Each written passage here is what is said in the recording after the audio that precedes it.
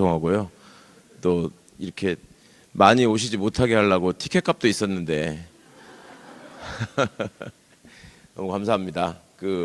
간만에 제가 반가운 분들도 많이 뵙고 또 여러 가지 좀 말씀도 나누고 싶고 했는데 이렇게 사는 게 번잡하다 보니까 그렇게도 못하고, 사실은 이 북토크 장소를 마련하느라고 우리 출판사랑 JTBC에서 되게 고생을 했습니다.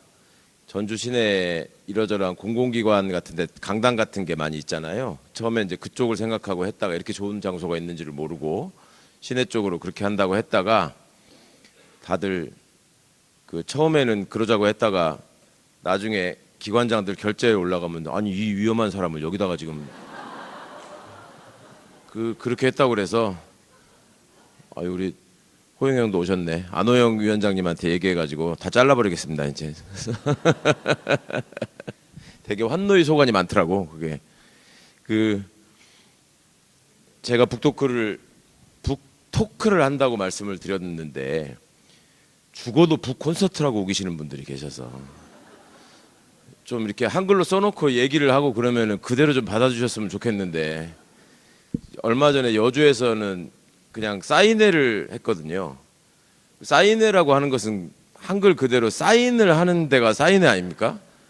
사인을 분명히 제가 했는데 왜 사인만 하냐? 아니 사인회에서 그럼 어쩌란 말입니까? 그것도 사람들이 이렇게 왔는데 뭔 얘기를 해야 될 거 아니냐? 아직 그거는 강연회라고 하고요. 이거는 사인회입니다. 근데 아니 나는 그렇게 안 알고 왔다. 근데 여기 써 있습니다. 사인회라고.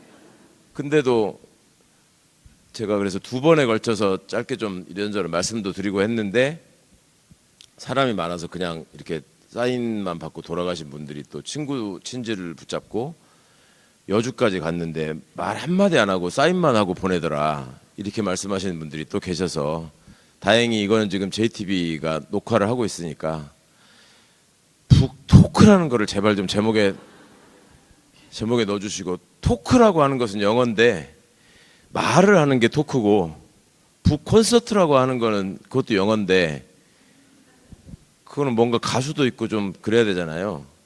근데 아까 제가 신부님 뵙고 인사드리면서 잠깐 그 말씀도 드렸는데 정치하시는 분들은 또 아무리 말씀을 드려도 출판 기념회라는 거예요. 죽어도 우기는 거예요. 그래서 자기들이 하는 게 맨날 출판 기념회니까 여주에서 출판 기념회를 했다는데 못 가서 미안하다고 그래서 나 출판 기념회 안 했다고. 그러니까 SNS에 겁나게 나오더만 출판 기념회를 안 했다고 하냐고 그래서 잘 읽어보라고 뭐 했나 그랬더니요, 제가 유튜브 구독자 50만 돌파 겸 신간 출간 사인회 뭐 이런 식으로 했거든요. 그랬더니 책이 50만 부 팔려가지고 사인회 한다고. 어찌했을까 몰라 진짜로. 오늘도 제가 좀 몇 가지 질문을 드릴 수가 있을지 혹시 모르겠는데 제발 좀 액면 그대로 받아들여 주셨으면 좋겠습니다. 저희 식구들 전화번호가 1400번이거든요 끝자리가 다.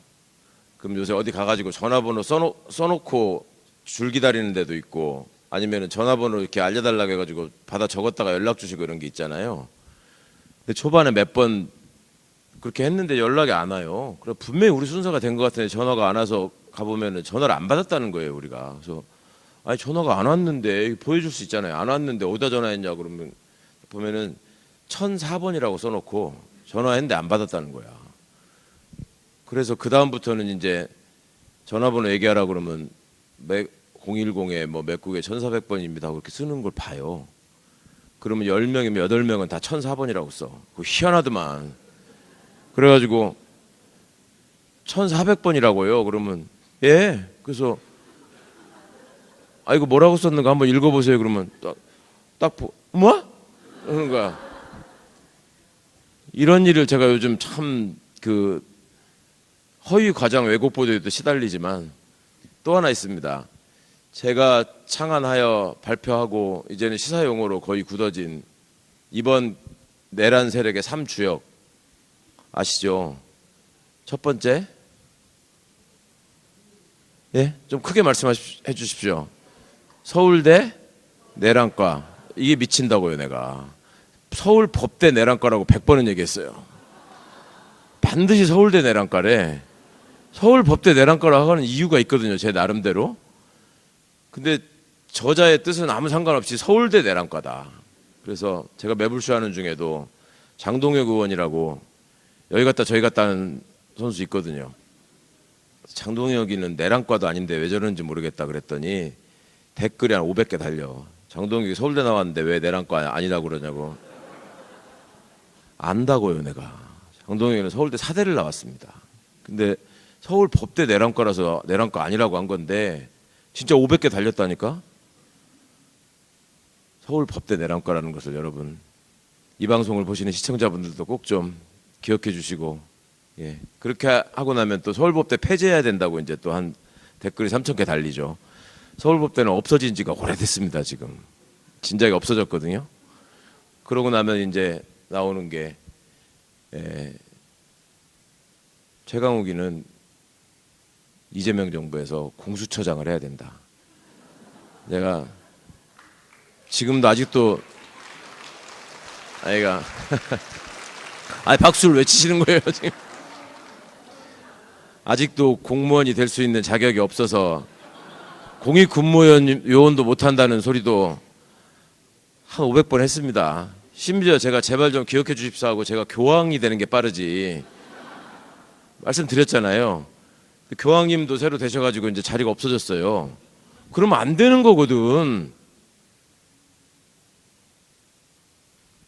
제 처지를 좀 헤아려 주시고, 오늘은 절대 특정 정치인의 그 출판 기념회도 아니고, 예, 그 다음에 많은 분들이 즐겨 하시는 북 콘서트도 아니고, 제가 그냥 이 책을 왜 내게 됐는가, 그리고 어떤 부분을 좀 기억해 주셨으면 좋겠는가 하는 말씀을 좀 드리고 싶었습니다. 첫머리에 좀 쓰잘데없는 말씀을 길게 드렸는데, 오늘 제가 말씀드리고 싶은 주제이자 요지는 민주주의를 지키는 것은 깨어있는 시민이다. 깨어있는 시민이라고 하는 것은 생각하는 사람을 의미한다. 생각을 하면서 살아야 한다. 생각을 하지 않으면 어느샌가 모르게 내가 나 아닌 다른 사람이 되어 있더라 하는 것을 제가 너무 많이 봐가지고, 생각하면서 살지 않으면 사는 대로 생각하게 된다 말씀을 좀 많이 드리거든요. 근데 요즘 대선 승리 이후에 우리가 조금 흥분 상태에 있는 것 같습니다. 정부에서 일하게 되신 분들도 약간 흥분 상태에 있는 것 같고, 그토록 간절하게 새 정부의 출범을 바라고 또 새 정부가 제대로 나라를 다시 이렇게 세워주기를 기대하시는 분들도 약간 흥분 상태에서 여러 가지 좀 부작용들도 이제 좀 생기고 있고, 그게 이제 늘 우리가 정권 교체가 이루어질 때마다 있었던 일이긴 한데 조금 정도가 심해지고 위험한 게 있고, 얼마 전에 MBC 스트레이트였나요? PD 수첩이었나요? 극우화되고 있는 20대 남성 뭐 이런 거에 대한 프로그램 혹시 보신 분 계시는지 모르겠는데, 어젠가 그젠가에 매불쇼에서도 잠깐 소개를 하면서 우리 김누리 교수님이 파시스트들의 준동, 우리나라가 어느 정도 지금 위험한 상황인가 이런 말씀을 좀 하시는 걸 제가 본 기억이 있는데, 거기 20대 대학생이 나와서 그러죠. 투표를 해서 뽑았으면은 끝까지 하게 놔둬야지 그 계엄 한번 때렸다고 사람을 그렇게 할 수가 있냐, 그런 얘기를 합니다. 그리고 책에도 좀 언급을 했습니다마는 우리 청년들이 여러 가지로 겪고 있는 지금 현실적인 어려움, 고통 이런 게 있죠. 과거하고 달리 우리 사회가 이제 많이 성장해서 발전, 이제 경제 성장 이런 것들이 상대적으로 좀 정체되는 시기에 오다 보니까 예전 같은 이제 기회나 일자리 이런 게 많이 줄어들고, 그런 이유를 사회적 약자들의 책임으로 돌리는, 그래서 이제 파시스트가 잘할 수 있는 온상을 만드는 이런 일들이 최근에 생기고 있고, 또 그것이 어디서 비롯된 것이고 어떻게 바로잡아야 할 것인가에 대한 생각을 우리가 그동안에 잘 못하면서 살았고, 또 나와 견해가 다른 사람들을 한 무리로 이렇게 모아가지고 규정 짓고 개념화하는 일들이 또 심심찮게 있어서, 대표적인 게 이찍이라는 말이죠. 이찍들하고는 참 도대체 네, 이직은 이해가 안 간다. 이제 이런 말씀을 하시는데, 근데 이직도 소위 2번을 찍었다는 건데 여러 종류가 있죠. 이직도. 그러면 이번에 41.1%라는 득표를 김문수 후보가 했는데 그 41.1%가 다 똑같은 생각을 갖고 그 김문수 후보를 택한 것이냐? 그거는 좀 아닌 것 같지 않으십니까?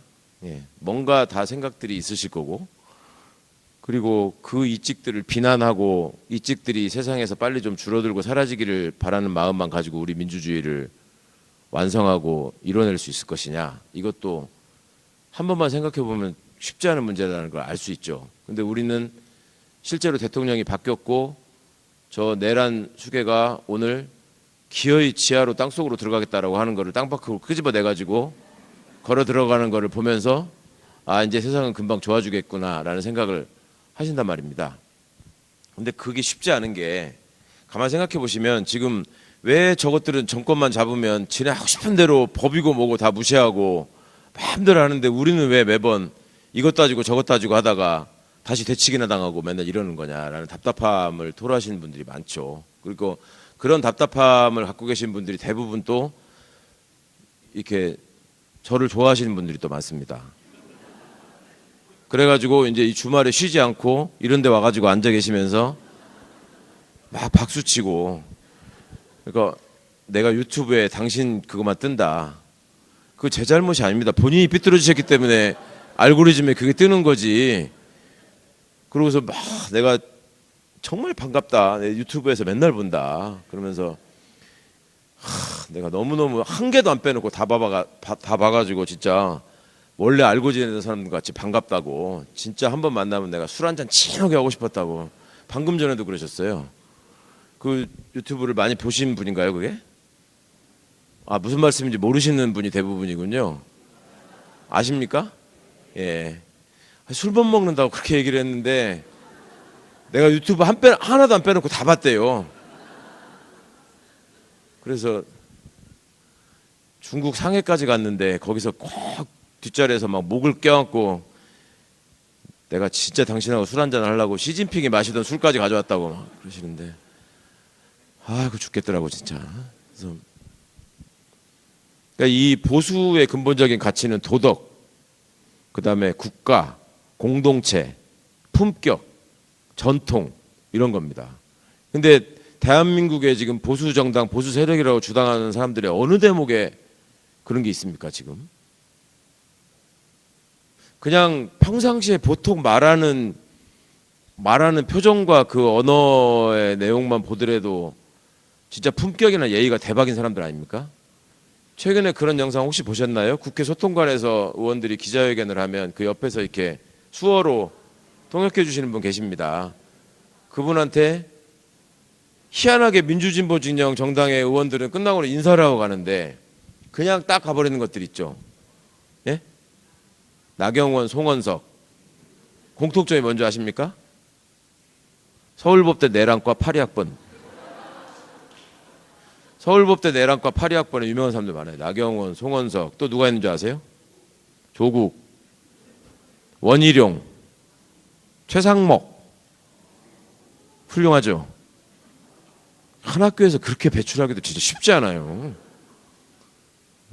그게 같은 과야. 서울대 내란과가 아니고 서울법대 내란과라고요. 없어진 서울법대에 과가 2개 있었어요. 과가 2개 있었는데 공식적으로 써놓은 거는 공법학과, 사법학과였습니다. 공법학과, 사법학과. 그래서 제가 2개가 있다고 말씀드리는 거예요. 내란과, 진압과. 근데 이 그랜토리노라는 영화에서 이 클린트 이스트우드가 중국인 이민자를 보호하기 위해서 최선을 다합니다. 그러니까 그런 모습들이 지금 대한민국의 파시스트들이, 극우들이 보수라고 자임하면서, 정통 보수라고 하면서 그 중국집들이 많이 모여있는 식당 골목에 가가지고 그 노래 부르고 행패 부르는 거 보셨습니까? 이런 사람이 진정한 보수인데 정말 보수라는 말을 더럽히는 사람들이 보수로 행세하고 있다. 그러면 우리는 너는 왜 그런 생각을 하고 너는 왜 그런 판단을 하고 너는 왜 선거 때 그렇게 투표하느냐라는 사람에게 나는 보수적인 사람이라서 그렇다. 이런 답변을 혹시 들어보신 분들이 계시는지 모르겠어요. 저는 그런 답변 많이 들었거든요. 특히 박문진 이사할 때. 김재철, 이진숙 막 이런 김장겸 이런 것들이 맹활에 가던 시절에 제가 박문진 이사를 최초로 6년을 했는데 그 와중에 제가 상대방인 6명의 이사들에게 도대체 당신들은 말 같지 않은 소리를 왜 이렇게 하는 거냐라고 했을 때 보수적이라서 그렇다고 하더라고요.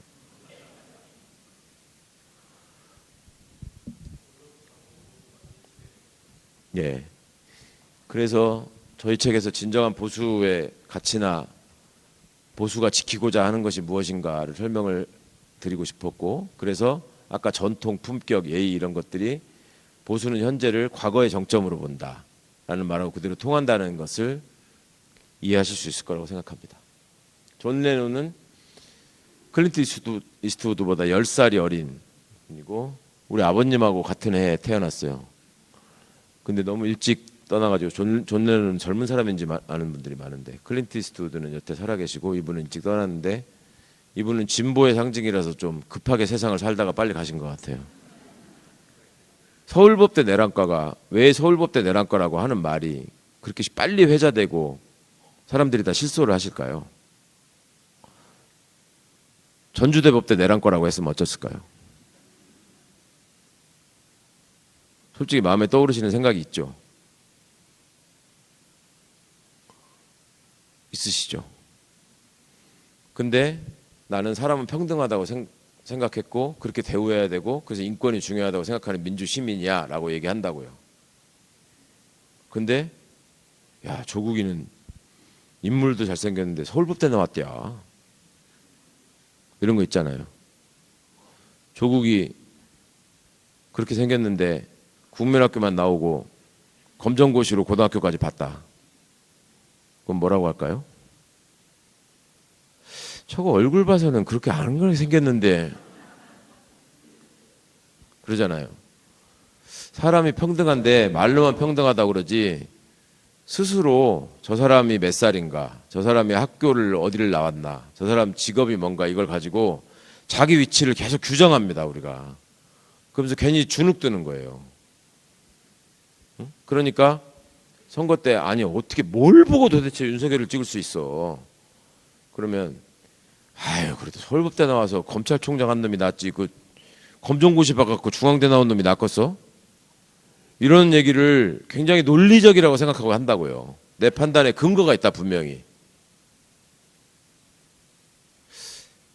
여기 초등학교 졸업 못하신 분이 계시나요 혹시? 여기 있어. 웃을 일이 아니에요. 내가 있길래 여쭤본 거예요. 그럼 다른 분들은 다 초등학교 졸업하셨나요? 예? 그렇죠. 대부분 국민학교를 졸업하셨을 것 같아요. 근데 제가 어디다 딴 데 가서 얘기하는 거 보셨는지 모르겠는데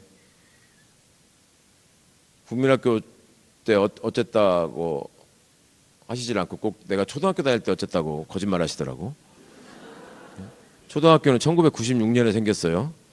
그 전에 국민학교 다녀놓고 초등학교 다녔다고 하는 거는 좀 아닌 것 같습니다. 그게 뭡니까? 선생님 말씀 잘 들어라라고 하는 말은 네가 거기서 모시고 섬겨야 할 절대자가 있다. 개기지 마라. 센 사람한테 개기지 마라. 두 번째, 공부 잘해라. 수단 방법을 가리지 않고 경쟁에서 승리해서 네가 점수를 얻어야 된다. 그렇죠? 그래가지고 아이를 사랑한다는 이름으로 아이를 압박하죠. 학원 가라. 숙제 안 했냐? 잠이 오냐 지금? 텔레비는 꼭 시험 볼 때만 재밌지. 끝나면 보지도 않고 게임만 하는 것들이 이렇게 한단 말이죠. 그러면 그렇게 해서 들어가가지고 선생님 말씀 잘 듣고 공부를 잘하면 타이틀이 따라오는데 모범생이라고 불러요. 그런 사람을. 모범생. 또 우등생이라고 불러요. 반대말이 뭐예요? 모범생은 소수예요. 대부분은 모범생의 반대말이 문제야. 우등생도 소수예요. 대부분은 우등생의 반대말은 열등생. 그죠? 그런 과정을 통해서 쭉 그 트랙을 따라서 오면 그걸 엘리트라고 부릅니다. 엘리트. 그죠? 그래가지고 도대체 어떻게 엘리트 교육을 받은 것들이 내란에 가담해가지고 저렇게 주도할 수 있느냐라고 얘기했단 말이에요, 우리가. 그러면서 서울법대 내란과, 육사 반란과, 경찰대 부역학과, 이게 다 엘리트 양성 기관에서 어떻게 그럴 수가 있냐라고 얘기한단 말이에요. 엘리트가 뭡니까, 뜻이? 엘리트가 뭐예요? 사회를 발전시키고 이끌어가는 사람, 그게 엘리트입니다. 근데 걔네는 사회를 파괴했잖아요. 어떻게 엘리트예요, 그게? 엘리트 중에 엘리트가 누구냐? 그러면 딱 말씀하시는 분들 있죠. 엘리트 중에 엘리트가 누구냐? 그래, 내가 생각할 때는 서울대 총장 아닐까? 그 다음에 또 엘리트 중에 엘리트가 누구냐? 대법원장 아닐까? 이번에 우리 대법원장 멋있었죠? 그렇게 한다는 거는 누구도 상상 못한 일인데 저질러 버리잖아요, 그냥. 그러고서 좀 뭉개고 있잖아요, 또. 엘리트 중에 엘리트, 막 정통법관, 엘리트 중에 엘리트. 너 왜 룸사롱 가서 술 먹었어? 그러니까 난 삼겹살만 먹습니다. 아이고 서울법대 내락과 82학번 중요한 사람 하나 빼먹었네. 삼겹살 얘기하니까 그 삼겹살 사진 합성했는데 왜곡 보도했다고 막 난리친 놈 하나 있죠. 박수영이. 그것도 서울법대 내락과 82학번이야. 어쩌면 그런가 몰라. 네. 거기다가 이번에 원내대표 된 송원석 있죠. 서울법대 내란과 82학번. 대단하죠. 그래서 조국이 감옥에 간 겁니다. 그게 희귀한 존재거든. 그 트랙에 안 맞잖아, 좀. 그래서 그런 과정을 겪어서 윤석열이나 한동훈 같은 사람이 선생님 말씀 잘 듣고 공부 잘하는 모범생이자 우등생으로 사회 엘리트로 성장했다라고 사람들이 쳤던 거예요, 그동안에. 그러니까 걔네들 입장에서는 이렇게 말씀하신단 말이에요. 어쩌면 저렇게 뻔뻔할 수 있어. 어쩌면 저렇게 반성을 안 해. 이렇게 말씀하시는데 반성해야 될 이유가 없어요. 학교 다닐 때 공부 잘하고 내가 선생님한테 칭찬만 듣고 모범생이라고 맨날 상 받았는데 반성할 일이 있습니까? 나한테 숙제검사 받고 용의검사 받고 떠든 사람, 이름 적힌 사람들이 나한테 손가락질하면서 반성하라고 용납이 됩니까? 니네가 나한테 열등한 것들이, 이 문제였던 것들이, 그 속으로 진정하게 생각하는 거는, 그렇게 억울하면 서울법대를 나오시든가. 그렇게 화가 나면 고시 붙어서 검사하지 그랬어. 왜 그것도 못하는 것들이 모여가지고 그렇게 뭉쳐서 뭐 밤중에 자꾸 뭐 흔들고 난리여. 이런 생각 안 하겠어요, 그 입장에서? 그러니까 내가 사회생활을 시작할 때 내가 가장 좋아하고 나를 가장 사랑하는 사람들이 나의 사회생활 시작을 축복하면서 외웠던 주문대로 나는 산 거야. 그렇게 하니까 학교에서는 모범적인 우등생이라고 하고 대장을, 지휘자를 시켜주고 선생님 대신 때리기도 했어요. 저도 그거 해봤습니다. 그러니까 그대로 자라가지고 어떤 대학을 나와서 어떤 시험에 합격을 하니까 그 다음에 또 회초리가 쥐어져요. 그게 검사하고 판사가 하는 일 아니에요. 그대로 했을 뿐이야. 그리고 그렇게 가는 과정에서 누구도 나를 비난하지 않았어. 다들 칭송하고 막 프랭카드 걸고 집안에 막 어른들도 만나면은 한참 할아버지가 막 아이고 막 우리도 네가 그 유명한 한동훈이요? 네가 서울법대 갔다면서? 그럼 막 우는 사람도 있었어. 집안을 일으켜야 된다. 우리 집안에서 드디어 그렇게 했는데 어느 대목에서 그 사람들이 부끄러움을 느껴야 되고 어느 대목에서 창피해야 됩니까? 당연한 거예요. 사람 무시하는 게. 그렇잖아요. 왜 그렇게 훌륭하게 사람들한테 칭송받고 자랐던 사람들이 그 장애를 가져가지고 못 들으시는 분한테 수어 통역 해준 사람한테 왜 인사를 해야 됩니까? 그 사람은 그거 하는 사람이지. 왜? 엘리트가 아니니까. 왜? 서울법대 못 나왔으니까. 그거 너무 당연한 거예요. 그러니까 옛날에 우리 고3 교실에 급훈이라고 돼가지고 화제의 뉴스 이렇게 1990년대에 나오던 거. 1시간만 덜 자면 마누라 얼굴이 바뀐다. 고등학교 3학년 교실에 써 있었다고. 그러면 여고는 어떻게 되는지 여고 3학년 교실을 보여드리겠습니다. 촥 카메라 가. 1시간만 덜 자면 남편 직업이 바뀐다. 이런 사회였단 말이에요, 우리가. 그렇지 않습니까? 그러니까 이제 그게 무너지니까 지금 젊은이들이 이거 뭐야? 옛날에는 여자들한테 그렇게 굴림하고 여자들 괴롭히면서 그게 당연한 거라고 살았던 사람들이 왜 나한테는 학원 가라고 그러고 게임 하지 말라고 조지면서 자기들은 누릴 거 다 누리고 왜 우리한테는 여성을 존중하라 그러고 성차별 있으면 안 된다 그러고 지네는 다 그래 놓고 이 생각을 하는 거죠. 그죠? 또 있습니다. 김건희는 왜 저렇게 됐는가? 이렇게 생각하실 수 있죠. 휠체어를 참 재밌게 타더만. 보니까 그거 보셨어요? 나는 그 휠체어를 거기서 카니발을 타려면 상당히 높은데 저 어떻게 들어갈까 내가 걱정했거든. 그 휠체어 발로 차고 들어가 버리더만 그냥. 근데 거기 왜 그렇게 됐을까? 막 그렇게 말씀하시잖아요. 저 가짜 인생이다.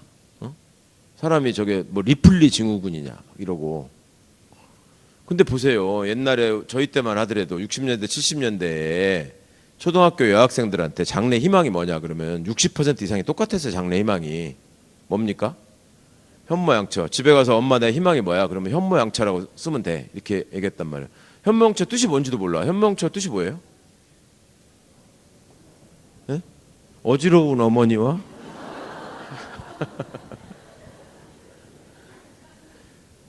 불량스럽지 않은 마누라 이런 거 아닙니까? 현모양처가. 그냥 그렇게 하면서 10분만 덜 자면 남편 직업이 바뀐다라고 하고 심지어 할머니들이 자기 손녀가 되게 똘똘하고 막 학교 성적이 좋아. 근데 오빠는 그보다 못해. 그러면은 전현이 너무 기운이 세가지고 저기 오빠가 공부를 못한다고 손녀를 혼냈다고. 안 그래요? 그랬잖아요. 전라고에서 아이고 호랭이가 깨미러 가네. 그러면서 그러니까 최선을 다해서 자기의 경력을 만들고 그 경력을 바탕으로 최선을 다해서 남편을 구한 거죠. 네? 그러다 보니까 뭔가를 자꾸 만들어내야 됐던 겁니다. 그러면 그 과정에서 채워지지 않는 공허함이라는 게 있잖아요. 뭔가 내 욕망은 되게 높은데 이걸 채울 수 없는 갭이 있잖아요. 그걸 채워줄 수 있는 거는 돈밖에 없다고 생각을 하는 거죠. 그러니까 얘기하잖아요. 아우 나 짐보라고 하면 너무 불쌍해. 연애는 하고 싶고 돈은 없고 그지? 그러니까 자꾸 사고 나잖아. 그렇게 얘기하잖아요. 그게 지어낸 얘기나 즐겁게 하려고 하는 얘기가 아니에요. 그분들은 삶을 대하는 방식이고 그게 살아가는 기준이고 그게 내가 열심히 제대로 살았다. 그리고 능력 있는 삶의 표상 같은 거였단 말이죠. 근데 그런 두 가지 흐름의 정점에서 가보니 이게 최악의 상황이 된 거고 그 사람들이 대통령이 되게 뽑은 거예요. 그래 놓고 나는 잘못이 없는 것처럼 얘기해. 그래 놓고. 그러고서 오늘도 이제 집에 돌아가시면 앞에서 게임하고 있는 아들이 눈에 들어와. 속이 또 뒤집어져.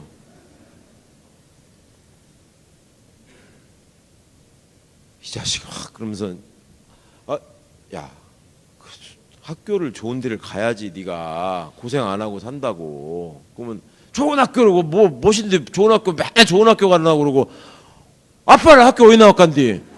그러면 야 그때는 임마 먹을 것도 없고 학원비도 없고 해서 아빠는 그랬지 이 자식아. 너같이 내가 우리 아버지가 해줬으면 나는 임마 하버드도 100번 갔다 이 자식아. 그리고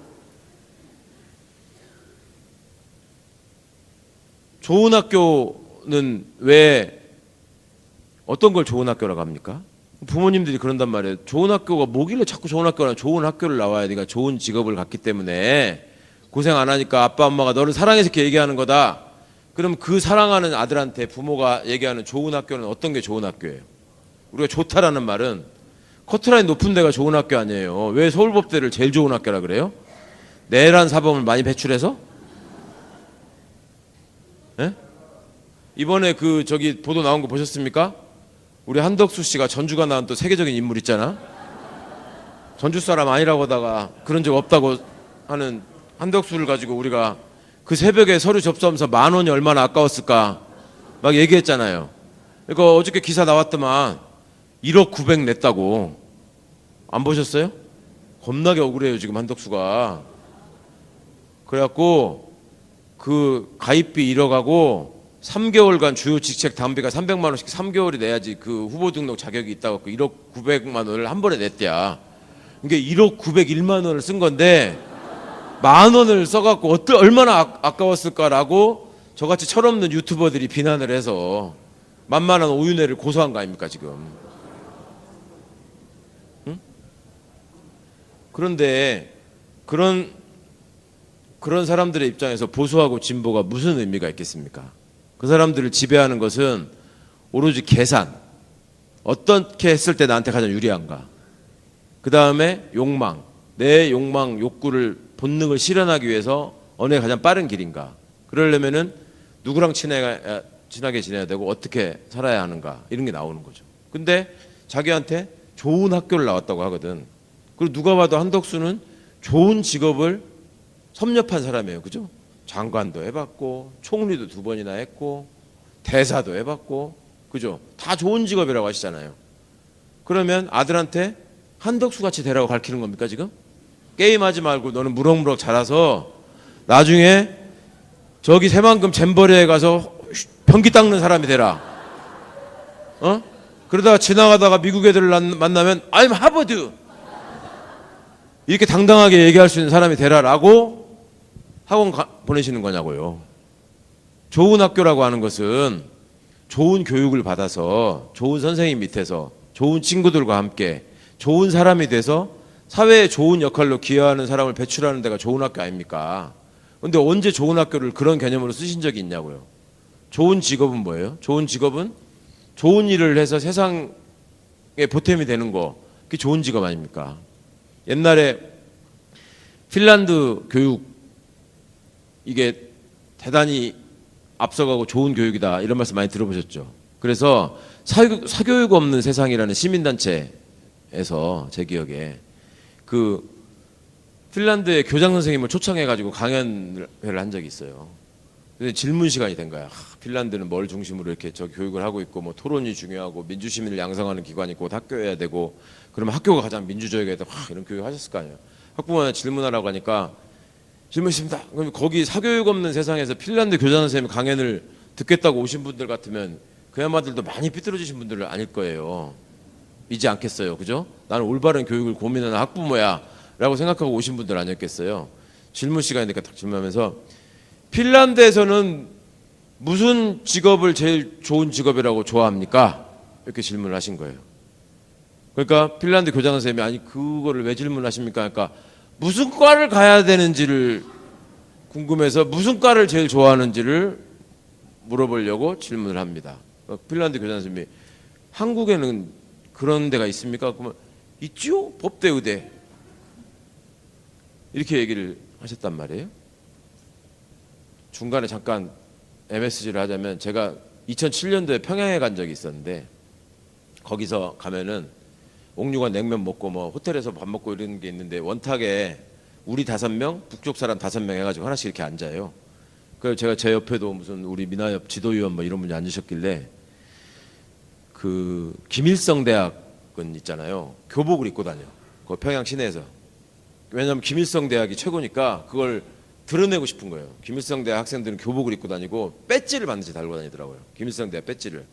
그래서 김일성 대학을 여기서 그렇게 쳐줍니까? 그랬더니 어이, 인민들 중에 최고입니다. 이러면서 그럼 김일성 대학 중에 제일 선호하는 과가 뭐예요? 인민들이 제일 선호하는 과가 뭐냐? 김일성 대학 궁금하지 않으세요? 우리하고 다르잖아 체제가. 나 김일성 대학에서 무슨 과가 선호되는지가 진짜 궁금하더라고. 근데 그 당 간부가 좀 고민을 하더니 법대하고 의대입니다. 그래서 아니 이게 뭐예요? 우리 민족혼이야 이게? 왜 여기도 또 법대 의대냐고. 그랬더니 사람이 뭐라 그러냐면 법대하고 의대를 나오면 당에서 직장을 배치해 주는데 도시로 간단 말입니다. 도시로. 법대하고 의대를 나오면 도시를 간대. 그게 첫 번째 그렇고, 두 번째는 의사, 판사, 검사, 변호사 하면 뭔가 좀 위험이 있지 않습니까? 이게 이 민족성이에요. 아, 나 그때 진짜 실망했네. 지금 거의 20년 지났는데 지금도 승질이 나네. 그 소리 들었더니. 그래가지고 하여튼 그 법대 의대라는 답을 들으려고 질문하셨을 거 아니에요. 그러니까 교장 선생님이 좋은 직업의 의미가 뭔지를 잘 모르겠는데 세상에 올바른 방법으로 좋은 영향을 미치기 위해서 좋은 생각을 하면서 기여하는 걸로 따져보니까 내가 보기엔 교사인 것 같다. 그래서 나는 교장으로서 내가 제일 좋은 직업이라고 생각한다. 선생님들한테도 학생들한테도 내가 뭔가를 좋은 혜택을 줄 수 있으니까 이렇게 얘기를 했어요. 그러니까 학부모들이 답답해. 아니 그런 거 말고 좀 누가 그런 게 좋은지 모르냐고, 좋은 직업이 그것이 좋은 직업이냐고 막 하니까 그럼 뭐를, 그러니까 아니 그러면 핀란드는 선생님들 봉급이 얼만디? 그 봉급이 뭐 그냥 거기는 다 세금을 많이 떼고 해서 다 비슷비슷하다. 근데 왜 그게 좋은 직업이냐고 막 그러면서 그럼 봉급 많이 받고 좀 그런 것을 얘기하라고 하니까 그러면 내가 생각할 때는 그건 소방관인 것 같다. 소방관이 위험한 일을 많이 하고 결정적인 기여를 하고 수당이 위험 수당이 있어 월급을 나보다 더 많이 받더라. 그러니까 아이고 이렇게 안 맞단 말이에요. 그러니까 좋은 직업이라는 게 뭡니까? 좋은 직업이라는 게 일단 월급 많이 받고, 그죠? 복지 좋고, 좀 오랫동안 안정적으로 있을 수 있고, 명함 딱 주면은 사람들이 여기 어디냐고 안 물어보고, 예! 이런 걸 좋은 직업이라고 생각하시는 거 아니에요. 근데 그 좋은 학교를 나와서 좋은 직업을 가진 사람들이 무엇을 하던가요? 이 발전된 대한민국의 이 민주사회에서 세계가 우러러보는 이 빛의 혁명의 과정에서 이 성숙한 민주주의 국가에서 그 좋은 학교 나와서 좋은 직업을 가진 사람들이 뭐 얻던가요? 보니까 그나마 제일 많이 한 게 좋은 직업을 가졌다는 국회의원들이 연단에 올라가 가지고 여러분 민주주의를 지켜주셔서 감사합니다 막 이렇게 하고, 그리고 막 이렇게 돌아서 가지고 사진 찍어 가지고 SNS에 올리고 빛의 혁명이 이루어지는 뿌듯한 광장에서 시민들과 함께 했습니다. 이렇게 해갖고 그 다음에 선거 때 이제 그걸 선거 공보에 넣겠죠. 나 거기 갔었다. 그죠? 그 다음에 필요한 거는 이제 이재명 대통령하고 찍은 사진이지. 그러니까 선거운동 할 때 되면은 어느 지역에서든 별 상관없는 사람인데 이재명 옆에서 사진 찍히는 사람을 주목하십시오. 제가 말씀드렸죠. 제가 지난번 대선 때 이재명 후보 옆에서 찍힌 사진이 단 한 개도 없었기 때문에. 그거 보셨습니까 혹시? 이렇게 있다 보면 슬며시 밀려나가지고 어느샌가 보면은 내가 그래도 그때 열린민주당하고 합당한 직후라서 명색이 공동선대위원장에서 송영길, 최광욱 이렇게 하고 조직도의 맨 위에 있었어. 그러면 어디를 가든지 후보 가운데 쓰고 송영길, 최광욱 이렇게 쓰는 거예요. 국립묘지에 뭐 이거를 하러 가든 어디 가서 저 유세를 하든. 근데 분명히 시작할 때 내가 있었거든. 근데 한 5분 있다 보면 저기 있는 거야 후보가. 그렇게 외견상 드러나는 모습, 그런 사진을 가지고 찍어주거든요. 그러니까 보십시오. 선거 때가 되면 지난 21대 총선 때는 모든 후보들이 문재인 대통령하고 찍은 사진을 맨 앞에 내세웠습니다. 그잖아요. 이번에 어떻게 했어요? 이재명 대표하고 찍은 사진을 또 다 걸고 붙이고 막 했잖아요. 쟤네들 어떻게 했습니까? 맨 처음에는 윤석열이하고 찍은 사진을 걸었다가 내렸어요. 지나고 나서. 우리 동네 용인에서 이원모가 출마했거든요.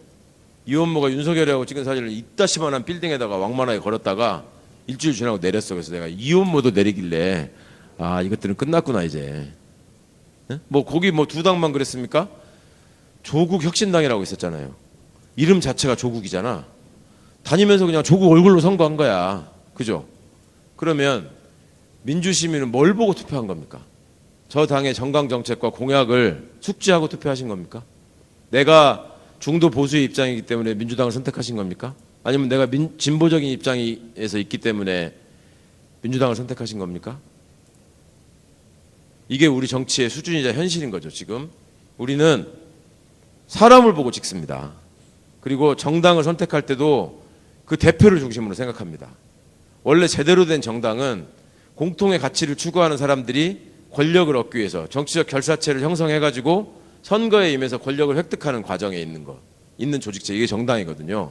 근데 우리는 대통령이 누구냐에 따라서 당이 바뀌던 나라를 계속 살아왔고 그 당의 대표가 누구냐가 그 후보를 규정하는 거고 후보 누구도 나와가지고 제가 이런 삶을 살았고 이런 컨텐츠와 이런 공약을 갖고 있으니 저를 지지해 주십시오.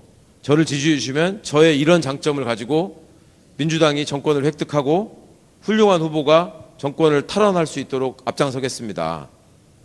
하는 사람 보셨어요? 내가 이재명하고 얼마나 가까운가. 그거를 얘기하는 경쟁이었잖아요. 그러니까 여론조사로 ALS 돌릴 때도 2번만 경력을 쓰게 돼 있거든. 21대 때는 어떻게든 문재인이라는 말이 들어가게 하려고 애를 쓰다가 이번에는 어떻게든 이재명이라는 말이 들어가게 하려고 이재명 대표 특별보좌역 이렇게 하면은 실제로 한 20% 이상 더 나온다는 거야. 자기 지지보다. 그러면 보수나 진보의 가치를 두고 중심으로 우리가 사고하면서 정치를 바라봤고 이런 가치를 중심으로 세상을 좀 더 이상적인 쪽으로 우리가 헌신하고 노력해서 좀 더 빨리 바꿀 것이냐, 아니면 지금의 세상에서 정말 못쓰게 된 부분을 고쳐가면서 우리 세상을 유지하면서 발전시킬 것이냐를 생각하면서 어느 정당이 좀 더 적합할까를 고민해야지 제대로 된 민주주의가 성숙되고 완성되고 발전되지 않겠습니까? 그 과정에서 어떤 게 좋은 교육이고 어떤 게 좋은 직업인지 어떤 게 좋은 사람인지에 대한 사회적인 합의가 만들어지지 않겠습니까? 근데 그게 아니다 보니까 저거 학교에 나왔어, 직업이 뭐였어, 어디까지 다녔어, 이런 걸로 판단한단 말이에요. 그러니까 우리가 지금 민주당이 당원이 주인이 되는 대중정당으로 많이 변해간다고 하고 국힘은 여전히 그렇지 못하다라고 얘기하지만 실제로 민주시민이라고 생각하는 우리들 사이에서조차도 민주주의가 홀대받고 있다. 그리고 내 안에 있는 서열의식, 불평등의식, 내 안에 있는 욕망, 이런 것들을 제대로 우리가 여전히 조절하지 못하고 우리 다음 세대에게 강요하고 있다. 그러면서 나는 민주주의자라고 얘기한다. 그러니까 애들 입장에서는 당신들은 위선적이다, 기성세대는 위선적이다, 니들이 우리한테 해준 게 뭐가 있는데 라고 얘기를 하는 거죠. 그러니까 그런 근본적인 부분들이 이 가치를 놓고 토론을 하면서 우리가 생각하면서 사는 삶을 통해서 어떤 사람과 얘기를 할 때도 이런 정치적인 사회적인 현상을 바라볼 때 어떤 입장을 가지고 이 사안을 어떻게 바라보는 것이 우리 사회를 위해서 좋은 길인가를 함께 고민하고 토론할 때 진정한 우리 사회의 발전이 있지 않을까 하는 생각에서 이런 책을 내게 됐고, 이걸 가지고 이제 일각에서 이건 나왔는데 그러면 다음은 어떻게 할 거냐. 그래서 이제 오늘 말씀드린 내용들이 현재 이 목차에 추가돼서 존 레논 이야기와 클린트 이스트우드의 이야기를 확실하게 담은 개정 증보판을 준비하고 있고요. 또 일각에서는 이게 지금 이로운 보수, 의로운 진보라고 되어 있는데 이 이로운 보수로 시작되는 제목에 대해서 제가 초반에 항의를 많이 받았어요. 보수가 이롭다고? 이런 걸 많이 받았는데, 근데 왜 이렇게 달았는지 읽어보신 분들은 아시죠? 그런데 이거를 의로운 보수, 이로운 진보라고 해서 한번 내봐라. 의로운 보수, 이로운 진보가 필요한 거 아니냐 우리한테 지금, 이런 제안을 주신 분들이 계셨고, 또 다른 한편에서는 해로운 보수, 외로운 진보를 살펴보는 게 또 필요하다. 그간에 우리가 이거를 얼마나 오독하고 잘못 썼는지가 있지 않냐, 이 말씀을 하셨어요. 그래서 이제 그런 것도 시간이 되면 생각해 봐야 되기 때문에 공수처장을 할 일은 없다, 이렇게 말씀을 드리겠습니다. 그래서 이제 다시 한번 오늘의 주제를 갈무리하자면, 생각하면서 살지 않으면 사는 대로 생각하게 된다. 생각하면서 살지 않으면 사는 대로 생각하게 되니까 핀란드 교장 선생님한테 당신 학교 왜 나왔냐, 봉급 얼마냐, 이렇게 물어보게 된다. 내가 살면서 그런 것만 봤으니까. 그러니까 전북 고창이 낳은 안규백 의원이 국방부 장관이 되니까 이거 뭐요? 방위가 국방부 장관 해도 되는 거요? 왜냐하면 국방부 장관을 국방문민화 이게 무슨 말인지 생각해 본 적이 없거든. 근데 보면은 내내 군인 출신으로 육사 나와서 별 3개 4개 단 놈들이 국방부 장관을 했거든. 근데 뭔 방위가 국방부 장관이 큰일, 그 군인들이 말을 듣고 써? 이런 걱정하는 사람들이 있단 말이에요. 생각을 안 하니까. 생각하면 살아본 적이 없으니까. 사는 대로 생각하니까.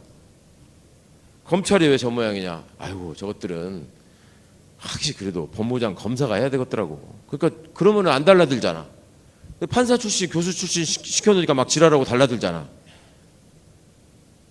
근데 원래는 법무부 장관도 검사가 하면 안 되는 거거든요. 왜냐하면 법무부가 중앙행정기관이고 그 밑에 딸려있는 외청으로 검찰청이 있는 거잖아요. 그러니까 비유를 하자면 행정안전부가 있죠. 그 밑에 경찰청하고 소방청이 있죠. 그러면 행정안전부의 장관이나 국장이나 과장은 전부 다 소방관들이 해야 된다. 납득이 가세요?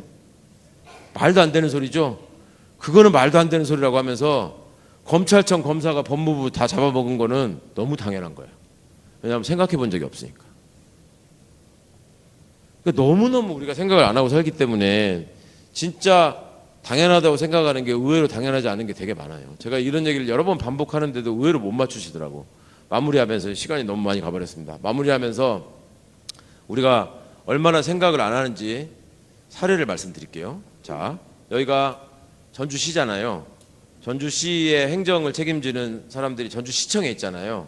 시청의 책임자가 누굽니까? 시장이죠. 옆에 완주군이죠. 완주군은 책임지는 사람이 군수죠. 자, 시장, 군수, 그 다음에 저희 가면 도청 있죠. 거기는 누가 책임자입니까? 도지사. 그 다음에 완주군 소양면이 있습니다. 면사무소가 있죠. 책임자는 면장. 전주시 서학동이 있습니다. 서서학동 동사무소가 있죠. 책임자는 동장. 저 서울시 성북구가 있죠. 성북구에는 구청이 있죠. 성북구청의 책임자는 구청장. 다 맞습니다. 그죠? 맞죠?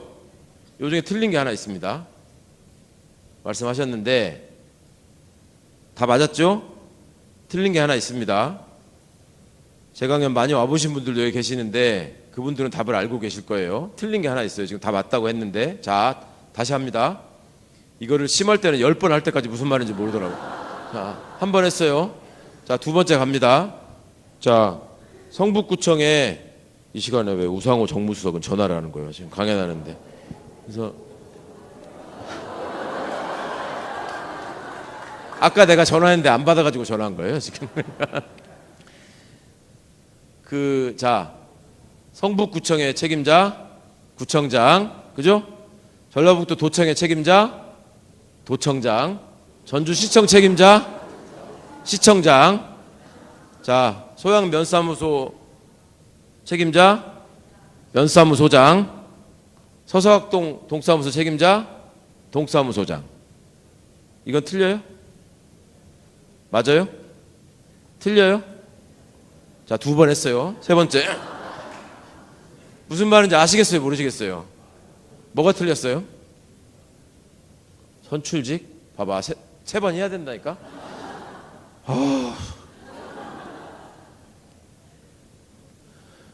무슨 대학 내란과라고요?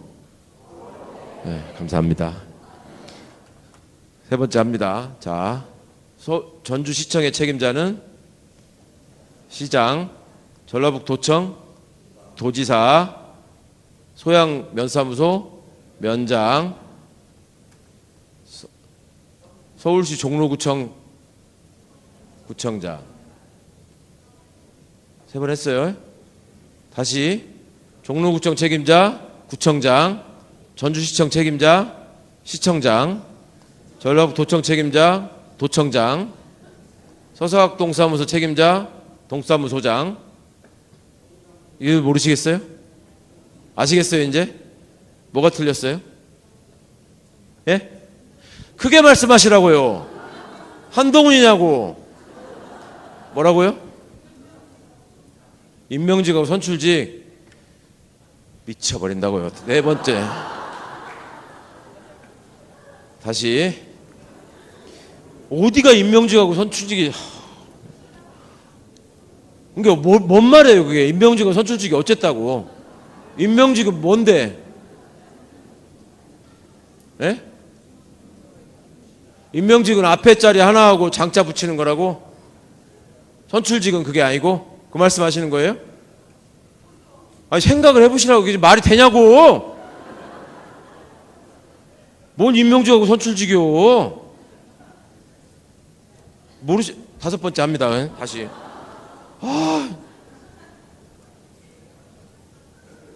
서초구로 가볼까? 서울시 서초구청의 책임자 구청장, 예? 경기도청의 책임자 도청장, 수원시청 책임자 시청장. 이 정도면 아셔야 되지 않아요 이제?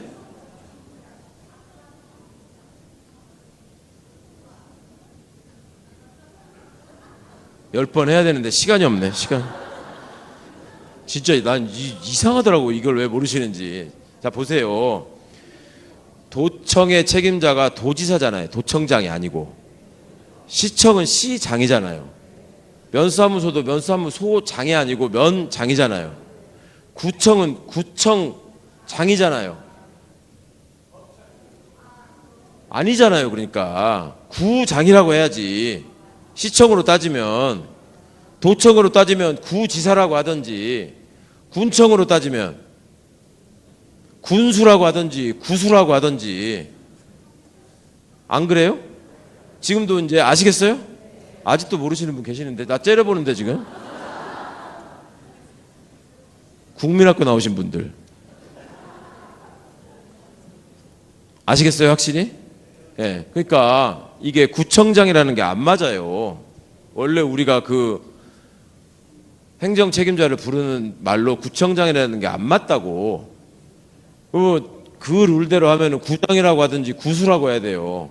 근데 구수는 윤석열이가 해버려가지고 할 수가 없고, 구장이라고 하려고 그랬더니 구장은 옛날 이장이 구장이야. 그러니까 구장이라고 하면 싫은 거예요, 이 사람들이. 구청장이 되면은 그거를 청장님이라고 부르거든요. 그러면 지가 국세청장이나 경찰청장 같거든. 아시겠습니까? 여러분들이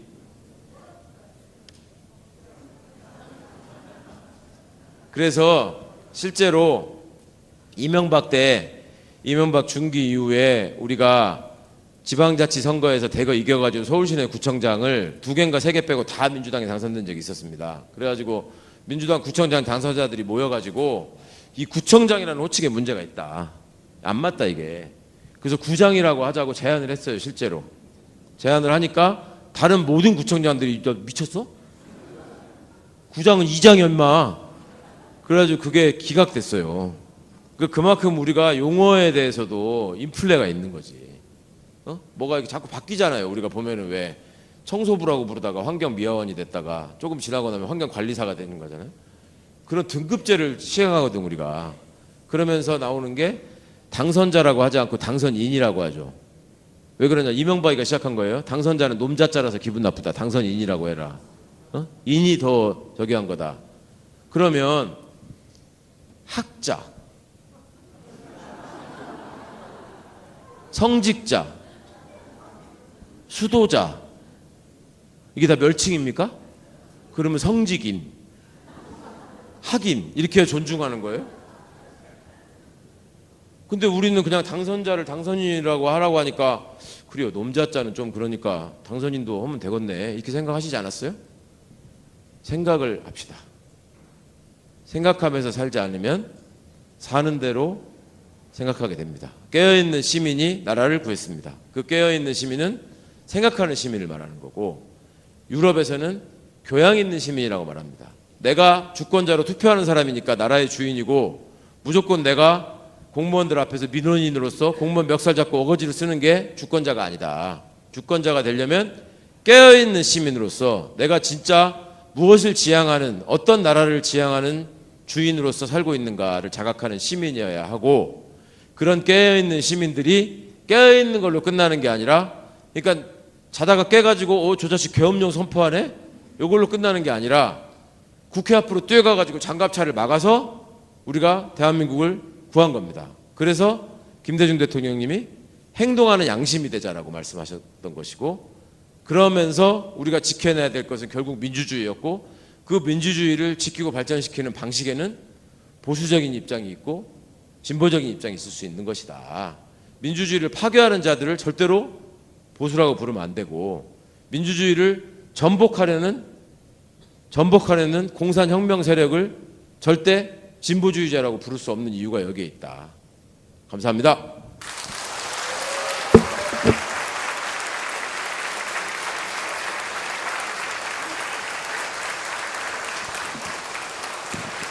예. 사인 어디서 하면 되나요? 여기서 하나요? 예, 여기서? 예, 예.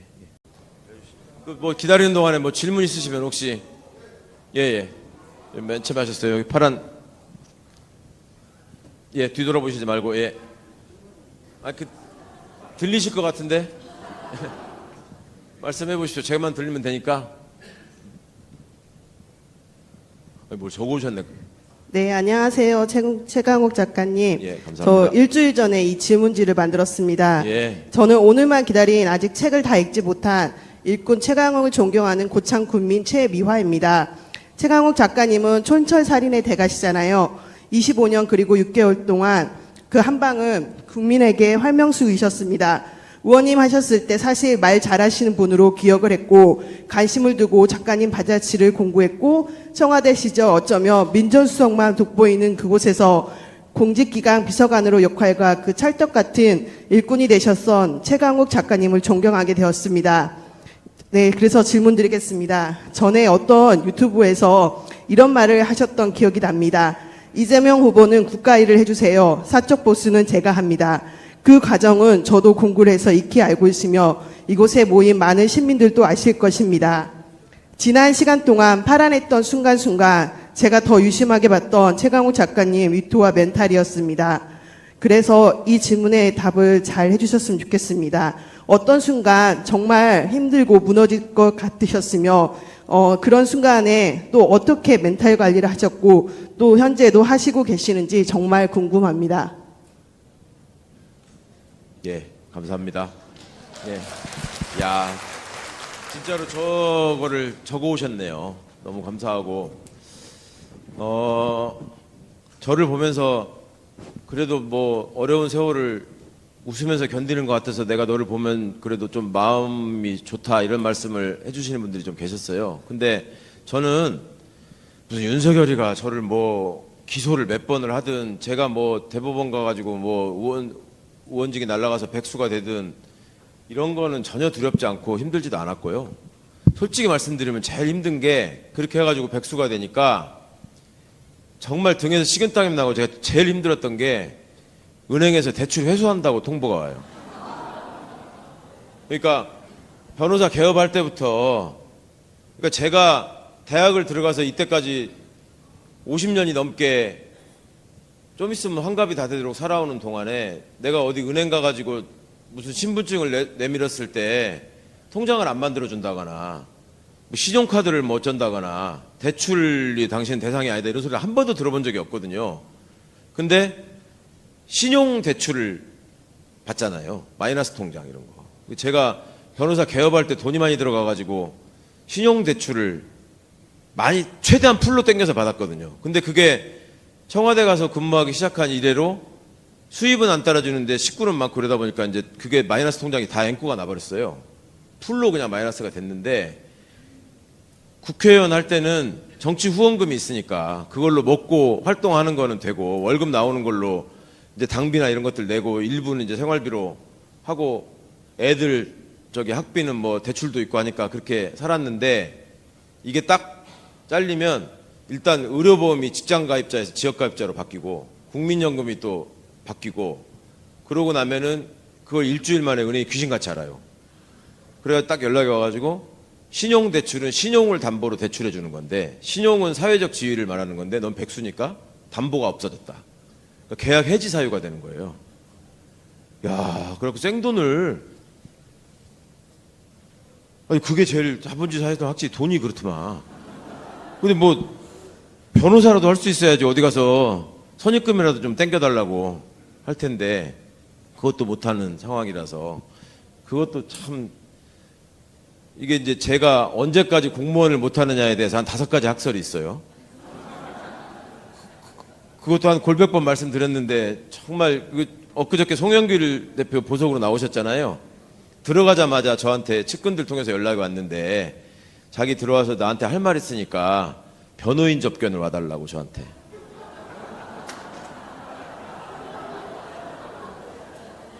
정말 내가 이 전과자 이것들은 전과자가 되는 이유가 있어.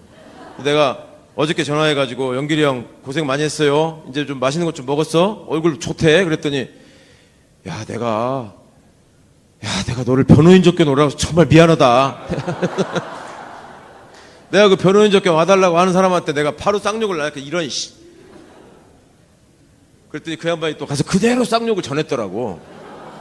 그 나오자마자 나한테 그 너무 미안하다고 하는데 그 넘일이라고 그냥 넘겨서 좀 듣지 마시고, 일단 제가 공무원을 못하는 시기는 집행유예 기간이 2년이라서요. 2025년 9월 18일까지입니다. 그런데 이와 관련하여 몇 가지 학설이 있는 바, 선거법 위반으로 쟤는 잘린 거라서 5년 동안 선거를 못 나온다. 또는 쟤는 집행유예라서 10년 동안 앞으로 공무원 못한다. 이런 학설을 주장하는 정치인들이 민주당에 수두룩해요. 그 다음에 그러니까 민주당 의원들이 아이고 진짜 억울하게 이렇게 돼가지고 내가 진짜 속상해서 잠을 못 잔다고 거짓말하면서 하는 얘기가, 또 변호사는 잘 되죠. 그래서 이런 것들이 또 천지야. 그러면서 딱 이제 우리 저 강성범이나 이런 사람들 나 걱정해 준다고 막 오윤혜 같은 사람들한테 가르쳐. 야 윤혜야, 이제 최 의원님 이제 걱정 없어. 9월 18일만 되면 변호사 할 수 있어. 아니라고 이 자식아. 아니에요? 9월부터 됐다고 하지 않았어요?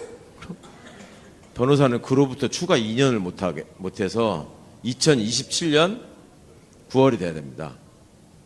2027년 9월.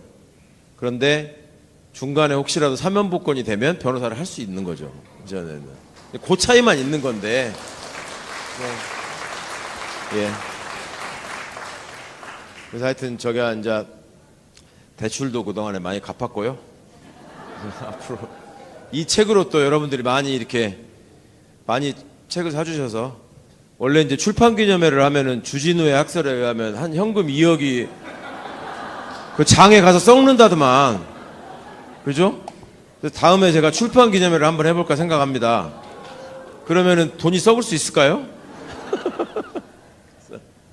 감사합니다. 그러면 여기서 그 전에 보면은 이렇게 누가 사진 찍어주실 분이 계시나요?